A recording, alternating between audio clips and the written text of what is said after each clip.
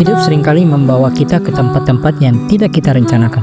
Kita berharap berjalan di jalan yang lurus, yang damai, tetapi kenyataannya penuh liku, penuh kabut, dan kadang terasa begitu sunyi.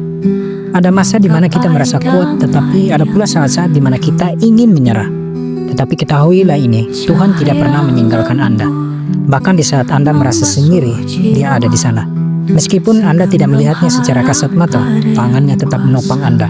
Di balik setiap air mata ada penghiburan yang Tuhan sediakan. Di balik setiap kesedihan ada pelajaran yang Tuhan ingin ajarkan. Dan di balik setiap kegagalan ada rencananya yang lebih baik. Ingatlah kisah para tokoh dalam Alkitab. Yusuf dijual oleh saudara-saudaranya dan dipenjara atas tuduhan yang tidak benar sama sekali.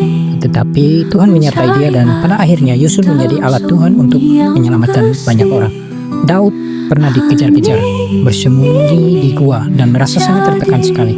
Tapi dari pergumulan itulah lahirlah mazmur-mazmur yang menguatkan jiwa kita hingga pada hari ini. Anda juga mungkin sedang dalam proses Tuhan yang luar biasa yang diizinkan oleh Tuhan. Dan Anda mungkin bertanya, Tuhan, sampai kapan aku harus menunggu? Sampai kapan aku harus kuat? Tetapi Tuhan tidak pernah lalai menepati janjinya. Dia tidak pernah lupa akan doa-doa Anda. Ia mencatat setiap tetes air mata Anda. Dan yang luar biasa, Ia bekerja di balik layar, dalam diam dan dalam cara yang terkadang kita tidak mengerti sama sekali. Roma 8 ayat 8 berkata, kita tahu sekarang bahwa Allah turut bekerja dalam segala sesuatu untuk mendatangkan kebaikan bagi mereka yang mengasihi Dia. Bahkan dalam kegagalan dan kesalahan Anda pun, Tuhan bisa membentuk sesuatu yang indah. Dan jangan takut jika hari ini terasa gelap, sebab terangnya pasti akan datang. Jangan malu kalau Anda merasa lemah, sebab dalam kelemahanlah kuasanya menjadi sempurna. Jangan berhenti berharap karena Tuhan adalah Allah yang setia. Dia tidak akan pernah membiarkan engkau berjalan sendirian. Mungkin Anda belum melihat hasil dari iman Anda, tapi iman itu bukan soal melihat. Iman adalah percaya, bahkan saat keadaan berkata sebaliknya. Iman adalah berjalan walau langkah terasa berat. Iman adalah berkata, Tuhan, aku tidak mengerti, tapi aku tetap percaya kepadamu Tuhan.